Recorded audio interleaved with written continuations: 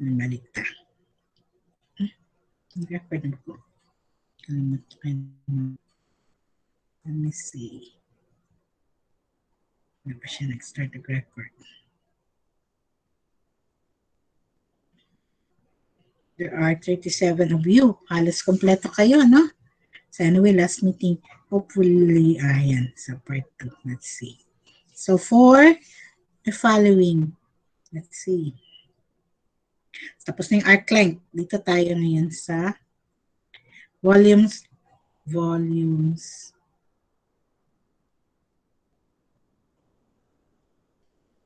Ayan. Slicing. Volumes by slicing, dishwasher, and cylindrical cell. So again, you make use of this method, circular ring or washer method, cylindrical shell, depende sa problem. So you are going to make use of this method in computing the volume of your solid. So if you consider the disk method, you should have a disk in the first place. That is, when you try to revolve this one, this is the area. Pag ikot niya, you will actually be able to generate, pag revolve ana, kung saan ma-generate ani, maka-generate mo of disk. Okay. So when you are able to generate a disk, wala siya bangag. Kaya nga no, kani siya nga solid, ni tuyok ana, ma-cover lang gihapon ang dire. No? So you will have something like this. Okay. So, ang isa ka slice, so you take a one slice, if you do like this, you would have a dx and you would have a certain radius. So the purpose, Annie, the purpose is so that you will be able to come up with the following formula. The volume of this is equal to pi r squared h, where you have your h is your when you have your dx here and your h there would be the height there, which is the upper y sub u, no? Upper minus y sub a. Kaning diri. Upper curve, kani. Kato ang iyang height. Iman ang height, no? So upper, which is supposed to be your y sub u, minus your y sub a, which is kaning inyong horizontal axis. So ang formula na karon sa volume of the solid will now be pi y sub u minus y sub a, which is your r squared there, and then your dx. So upper curve minus y sub a, which is your horizontal axis. So do not forget na kaning y sub a is your horizontal axis and y sub u is the upper part of this. So we multiply it with pi. That's the formula for the volume of the solid. So for example, na po siya, kani kay naaman diri ang iyang axis. Nag-rotate siya sa unsang axis? Sa x-axis. What happens kung mag-rotate siya sa y-axis? So kung mag-rotate siya sa x-axis, notice na you make use of the x. No? Ang function ninyo is expressed in terms of x ay y equals something man, x. Tapos ang inyong value diri kay dx. So meaning to say, kani po yung limits of integration ninyo is sa x po siya mabilong. From whatever value, from a to b. Pero, pag mag-revolve siya around this time, the y-axis, then you will have your dy. So, sa dy na po, x sub r, to say, dili na upper curve, na nasa right, minus kani inyong axis, inyong gituyuhan na axis of revolution, or this time your vertical axis, x sub a, and then, squared, gihapon, no? And then you have your dy. And ang inyong limits of integration now, instead of ganina kay by x man, no? Sa x, a to b, ang inyong limits of integration na karon kay naanapod sa y, c to d, kay dy naman. Ang function nyo is expressed in terms of y, the volume of the solid. For example, let R be the region bounded by the curve y equals square root of x minus 1 and the lines y equal to 1 and x equal to 10. So, itsiburahan na. Kani? Y equals 1. So, asa man ang y equals 1? Y equals 1 is kani. No? Ang region, kinahanglan kabalo mo daan kung unsa itsura sa region. Kaya kung dili mo kabalo kung sa itsura sa region, dili inyo ma-accomplish kung unsa ang gamiton ninyo nga formula. Okay? So, y equals 1, kana. And then, you have x equals 10. So, x equals 10 is kani. And then, ang function kay, napa siya? Y equals 1, x equal to 10. And then, you have square root of x minus 1. Kaning function. Y equals square root of x minus 1. I-revolve, ang first problem is, it is revolved about, okay, revolve about y equals 1. So, pag drawing sa about y equals 1, kung diri mo mag-revolve, so may matabo, paana siya? Pag revolve, naamoy disk. Correct? Naamoy disk. Wala siya bangag diri, wala yung bangag.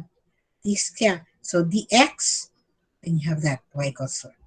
So, upper curve now will be this, which is square root of x minus 1. And ang horizontal axis is y equals 1. So, unsang gamiton?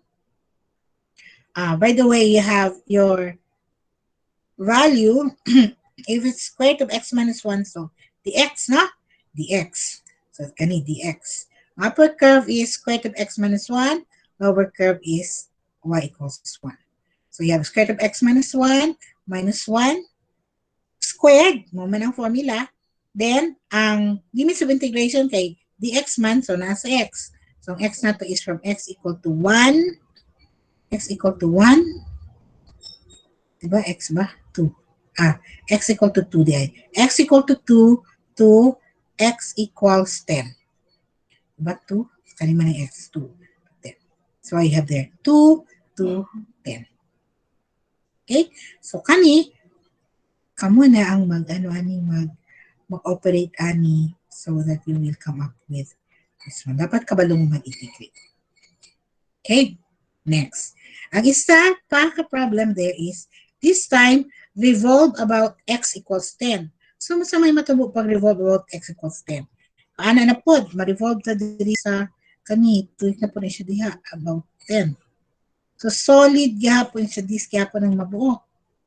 Wala man siya bangag. Kaya inig tuyok ani, you will have kaning surface. Kaning surface man ituyok. So, wala bangag. So, again, it's a this. But this time, ang sa maitsura, di ba paana na po ang inyong rectangular region, kani, this one. So, inigtuyok ana, ang inyong rectangle kay, it's supposed to be perpendicular sa inyong axis here. So, what happens? So, you make use of your dy, no? dy na. So, pag dy means to say, ang limits of integration will be sa y. Y equals, okay, y equals, ang sa value sa y diri? Y is 1. Ang sa value sa y diri? 3. So, 1 to 3. So, from 1 to 3, kanino na 1 to 3, x of a minus x of l. So, x of a minus x of l. So, you have, left, x of a is your 10, kani. And then, ang nasa left side is your y squared. I-rewrite niya siya y squared para in terms of y. Y squared plus 1, inibalin. Ito pa lang nandito. Y squared plus 1. By square na both sides, mawala ang square root ani. So, you have y squared, then naka-x, ibalhin ang 1. So, you have x equals y squared plus. So, you have this. 10 minus y squared plus 1 squared. And you have now when revolve about y equals negative 1. So, pag revolve about y equals negative 1, what will happen? Nag-revolve ani, notice na naana siya bangag mag-create. Diba? So, kung naana siya mag-create na bangag pag revolve kaning surface, inig-revolve, naman din y equals negative 1. So, pag tuyo ka na ay empty space. Diri. So, we cannot use the disk method. So, what are you going to use? You can either use the circular ring method and cylindrical shell method. So if you're going to make use of circular ring method, napod condition ka sa siya pwede gamiton. Ang circular ring o ang cylindrical shell, napod siya. Pag cylindrical shell method gani, magamit na siya pag parallel sa axis of revolution ang iyahang ang imuhang rectangle. Pag parallel siya. Pero pag dili siya parallel, then you make use of your circular ring method. So in this case, unsa man ni, kanimo ng axis of revolution. So magamit mo og circular ring. So pag circular ring, unsa na po ang formula sa circular ring? Circular ring would now be pi upper curve minus you have your y sub L, that's ano yun, upper curve, ang y sub L kay lower curve, and then y sub A is your horizontal axis.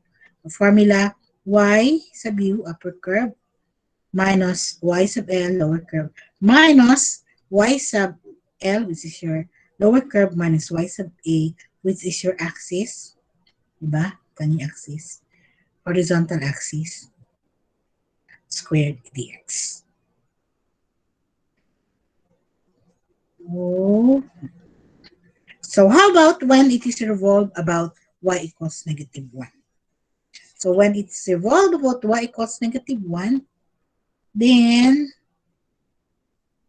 perpendicular siya to the axis y equals negative 1. Din na po siya. So y up steps must be perpendicular to the y-axis para magamit ang inyuhang circular ring. So pag cylindrical shell dapat parallel sa axis. Pag circular ring, you have your perpendicular to the axis. Okay. I think I'll end with that one. Self-explanatory naman yung uban din ng mga example kay in detail man siya. Siguro ang mahirapan na kayo mag-memorize kung ano sa inyo ang formulas lang, no? Pero kaning example diri enough na ni siya para maka-survive mo ani nga topic. Okay? So I'll end with that one, 4752. Tapos ang inyong assignment ani nga part, ano yung references. Assignment ani nga part, I will just post later. So kauban gihapon na siya para isa na lang due date. Mga 2 problems or 3 problems lang siguro ay idungag na ko para, diba 10 naman tong ganina, kaya nyo pa? 10 naman tong ganina, no? So Kaya kani mo siguro kaya mo kat. Oh, yun na lagi na basta Kaya mo kat kay ma'am, daghan kay ma'am. Daghan. Pero kato siya katong mga first part, I will just give you an answer. Katong sa ano, tagaan ko mong answer ato kay para ang solusyon na lang inyong pangitaon. Thank you, okay? ma'am. So I'll give you the answer there so that you can double check your final. Sige, ma'am. Kanisa no, I'll just see kung makapangita ba kog problem nga naalang gyapon sa book, and then wala gyapon ihatag na akong answer para ang solusyon na lang inyong problema ho. Okay? At least sigurado mo basta correct ang inyong solution if you get the right answer. Okay? So, i-post lang na ako itong naman tayo mga numbers. So, i-post na ako ang answer key katong saan. Along with kaninga problem na po.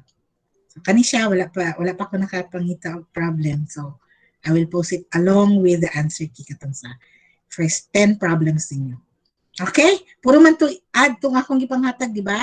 So, nato answer sa book. Okay. So, I think we'll end with this one. 6:24. Nilapos natin 24 minutes. And then, I'll see you sa exam ninyo on November 3. Okay? Okay na? Yes, ma'am. Sige. Bye, everyone. I will see you on November 3. 5 o'clock ang exam ninyo, ha? 5 to 5, 6, 7, 8, 9. So, 4 hours lang. 5 to 9. 4 hours lang this time yapon. Sige. Bye-bye. Bye, ma'am. Bye, ma'am. Bye, ma'am. Salamat kayo, ma'am. Okay. Salamat, ma'am. Okay. Thank you po for Bye, ma'am. listening. May Bye-bye. sabtan. Sige lang, kaya ang recording, I will try to, Yes, to ma'am. post para Wala na-absorb, ma'am, sa gamay. mo ba? Yes, ma'am. Gusto mo ni topic ng God, no? Last part naman. Pero Thank you, kinahanglan ma'am. na. Okay, sige, Kobe. Bye, ma'am. Bye-bye. Bye-bye. Bye-bye. I'll put this off. Stop recording.